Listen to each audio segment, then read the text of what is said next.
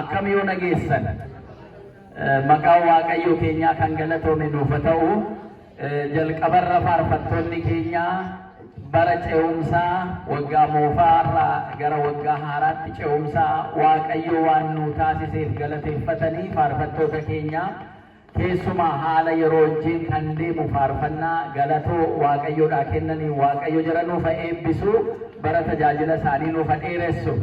Akkasumas immoo sarraan kaasuudhaan obboleessi keenya Dooktar Lalisaan wangeela keessaa baasee kanuma hundeeffateetu nu barsiisee jira.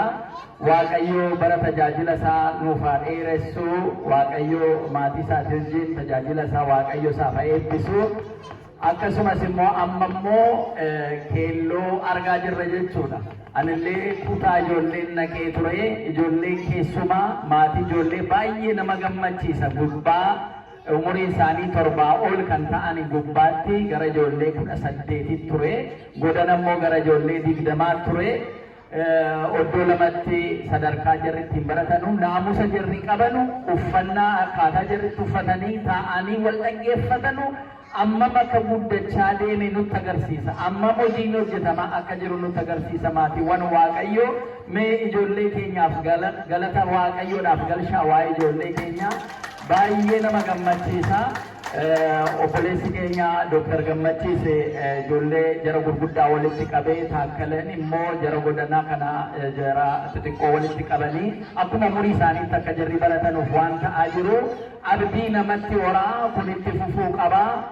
Waan guddaa jijjiirama guddaadha kan inni argee ragaan ba'a waan inni argee gati ta'eef baay'ee nama gammachiisa. Waaqayyo ijoollee keenya hafuura isaatiin ayyaana isaatiin nuuf guddisu waan amaa hundarraa ijoollee keenya nuuf qabu. Amma immoo argitanii ijoolleen keenya keelloo qabanii sin gidduu jiru jechuudha. Barasaa haaraa kana nu eebbisaa jechaa jiru jechuudha.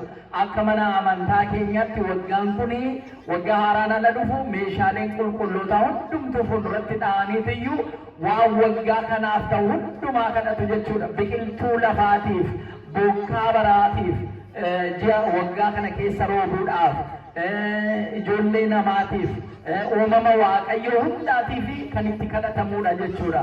Kanaafi barri bokkaa inni dukkanaa yeroon darbee bacaqii gannaa keessaa dhoqqee sana keessaa ce'amee jira jedhamee kunoo abaaboo isinii fidanii jiranii waaqayyo ijoollee keenya nuuf eebbisu.